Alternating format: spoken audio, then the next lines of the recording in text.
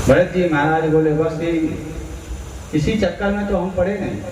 पिताजी ने तो खूब भेजा आश्रम में, पढ़ो पुरोहिताई करो, गुरु बन जाओ, लेकिन हम तो सिर्फ परमात्मा को गुरु बना करके उनके शिष्य हैं, हम किसी के गुरु बनने वाले नहीं हैं। आज महाराज भरत ने सुंदर उपदेश रघुवर को दिया और अंत में अपनी इस देह का परित्याग करके अंत में भगवान के धाम को पधारे। बोली हे वृंदावन बिहारी लाल की। श्री सुखदेव महाराज कहते हैं कि देखो, व्यक्ति जीवन भर पाप कर्म करता है, लेकिन अगर उसने अंत समय को सुधार लिया तो पूरा जीवन सुधर जाता है। ऐसे ही एक ब्राह्मण थे, कान्य कुब्ज दुजा कश्य दासी पति रजामिला नाम नष्ट सदाचारो दास्यासं सर्वदूषिता। महाराज कानकुब्ज नगर में, कन्नौज में एक दासी पति ब्राह्मण रहता था, उसका नाम था अजामिल। अज किसको कहते हैं? अज का अर्थ बकरा भी होता है और अज का अर्थ ब्रह्म भी होता है। जिसने ब्रह्म को समझते हुए उससे अलग हो जाए पे अंत में ब्रह्म में मिल जाए, वही है अजामिल। पहले उसने अपना सदाचार नष्ट कर दिया, ब्रह्मत्व नष्ट कर दिया। ब्राह्मण का अगर तेज नष्ट होता है वो सत्संग से हो जाता है, खान पान से हो जाता है। आज अजामिल पूजा करके लौट रहा था, जंगल में एक उसने दाम्पत्य जीवन को देखा, एक वैश्या को देखा, मोहित हो गया। गया वैश्या के पास, उन्हें मेरे साथ चलना होगा। वैश्या बोली आप ब्राह्मण देवता हैं, विद्वान नजर आते हैं, उस वैश्या को ले जाकर के क्या करोगे? बहुत समझाया वैश्या ने, लेकिन वो अजामिल नहीं माना। लाया, अपनी सुशील पत्नी का परित्याग कर दिया, उस वैश्या के साथ अपना जीवन व्यतीत करने लगा। देखिए, पहले अपनी नजर को सुधारिए। पाप का प्रवेश पहले आंखों से होता है, दूसरा द्वार है कान, तीसरा है नासिका, चौथा है जिह्वा मुंह। नेत्रों ने देखा, नेत्रों में काम प्रविष्ट हुआ। कानों ने सुंदर नृत्य सुना, कानों से काम प्रविष्ट हुआ। जब आंखों से कानों से काम आया तो मुंह से कहना प्रारंभ कर दिया। यही काम की गतियां हैं। अजामिल आया, सुंदर पत्नी का परित्याग कर दिया, घर में वेश्या के साथ रहने लगा।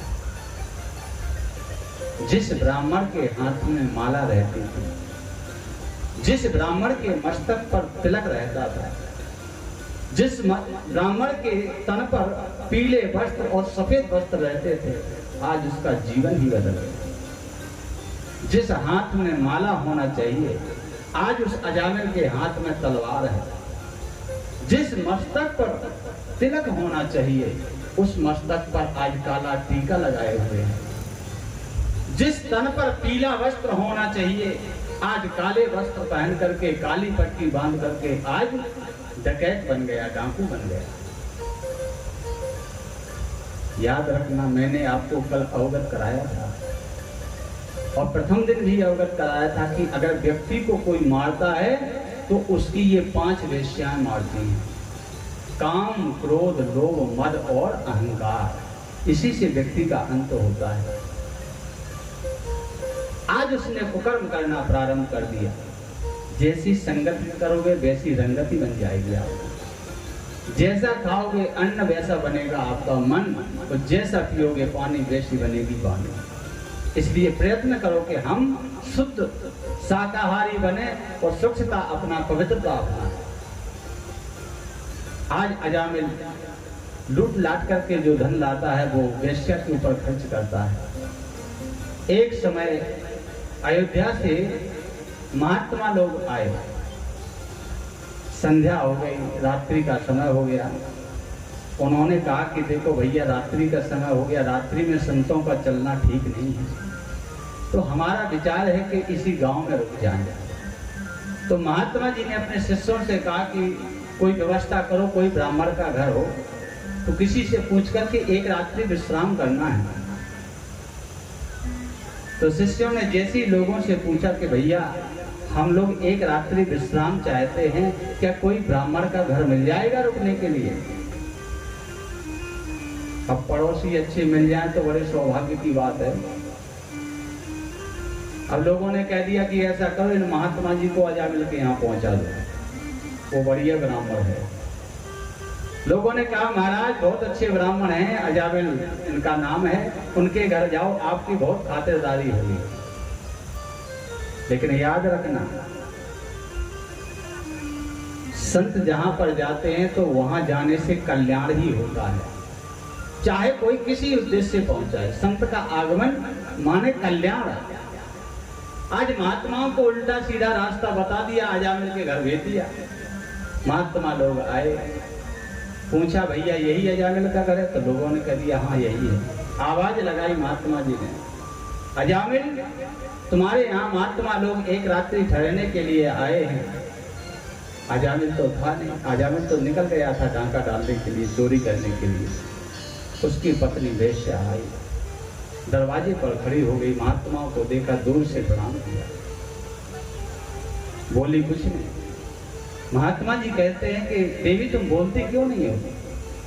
क्या हुआ, मेरा आना बुरा लगा? आंखों से टप टप टप टप आंसू गिर रहे, बोल नहीं पा रहे।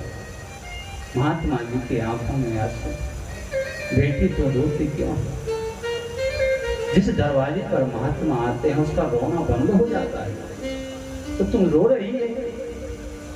आज वेश्या ने कहा, हे महात्मा जी, मैं अपने आप को धिक्कार रही हूं कि मैं अगर वेश्या ना होती तो आज मैं अपने हाथों से इन महात्माओं को भोजन करवाती, इनकी सेवा करती। लेकिन संयोगवश में एक वेश्या आपका कैसे स्पर्श कर सकती हूँ?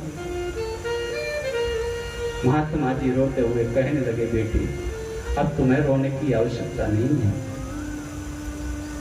सूखा अन्न दे तो हम लोग बना लेंगे, हम लोग स्वयं भोजन कर लेंगे, तुम्हारा सिर्फ अन्नदान करने में ही कल्याण हो जाएगा।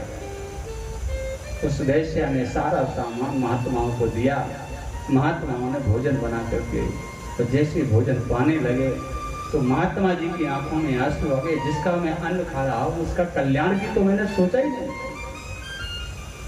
भोजन पहले पा रहा हूं लेकिन कल्याण भी तो करना चाहिए। आज मैंने अजामिल का अन्न खाया, उसका कल्याण कैसे हो, यही विचार करने लगे सारे संत। संतन को शीत प्रसाद लियो मुख डारना जात गिरायो। संतन को शीत प्रसाद लियो मुख डारना जात गिरायो। आज महात्मा लोग भूल गए भगवान को प्रसाद लगाना, उसी चिंतन में के अजामिल का कल्याण कैसे हो। विचार आया महात्मा जी के भगवान को प्रसाद नहीं लगाया। ओ लीलत लाज लगे मन में,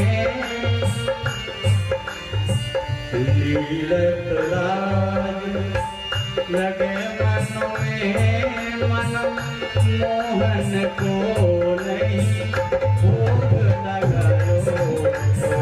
लीलत लाज लगे मन में, मन मोहन को नहीं भूख लगायो।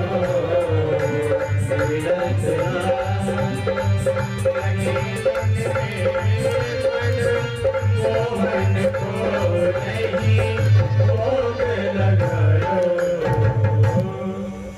आज विचार करने लगे, मैंने अपने माधव को लगाना भी भूल गया।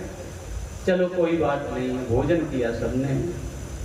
जैसे ही ब्रह्म मुहूर्त की वेला आई, संत लोग जागे और ठीक 4 बजे संतों ने विचार किया कि इसका कल्याण कैसे हो।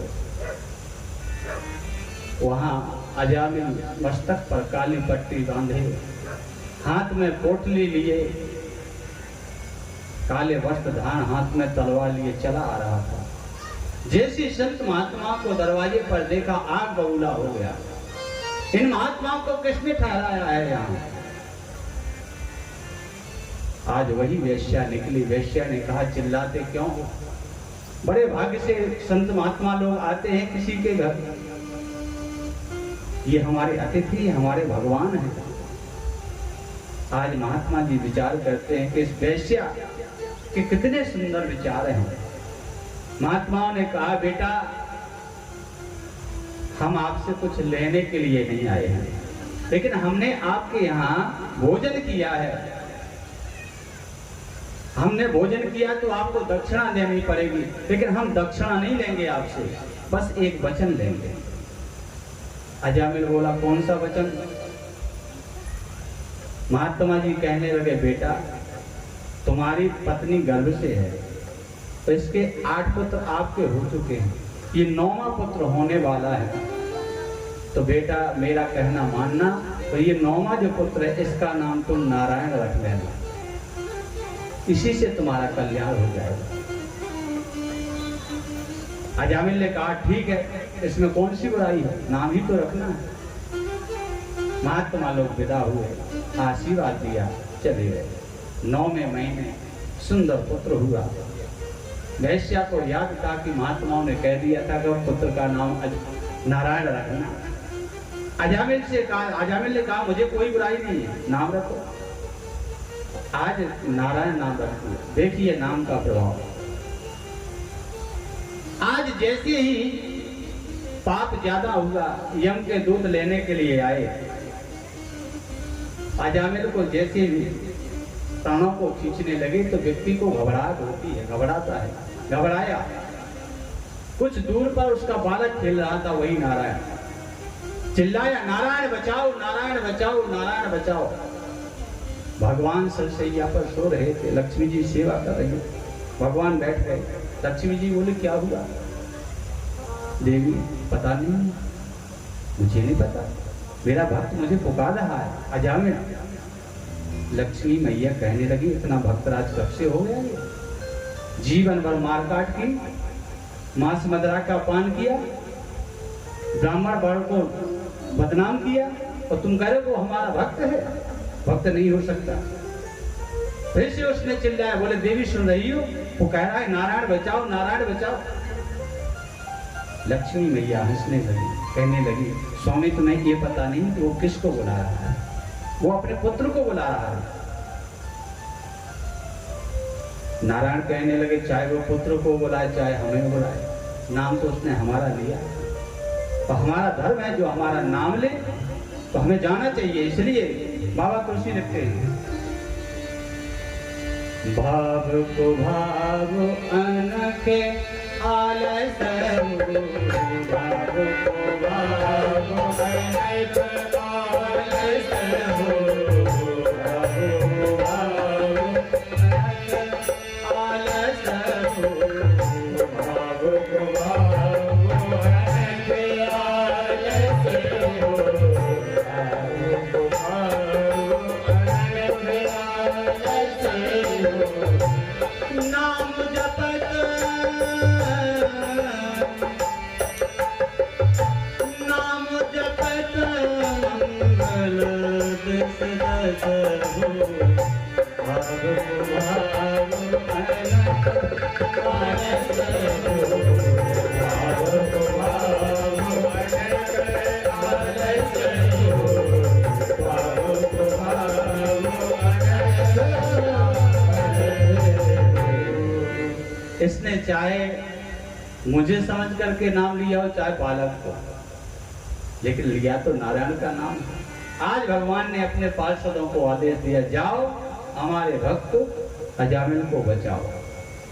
भगवान के पास आए, यहाँ यम के दूत हैं। फिर कहने लगे मैं ले जाऊंगा। भगवान के पास कहने लगे तुम नहीं ले जा पाओगे, हमारे प्रभु की आज्ञा है, मुझे अजामिल के प्राणों को बचाना है। आज दोनों में वार्तालाप होने लगे। बोले क्यों? भगवान के पास कहने लगे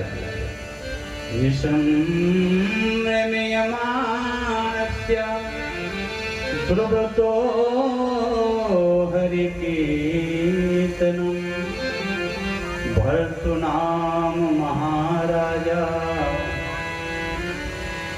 सह पार्षदा सहसा पतन। महाराज, मृत्यु लोक से यमलोक का अधिकारी वो होता है जिसने जीवन गंवा करके अंत में भगवान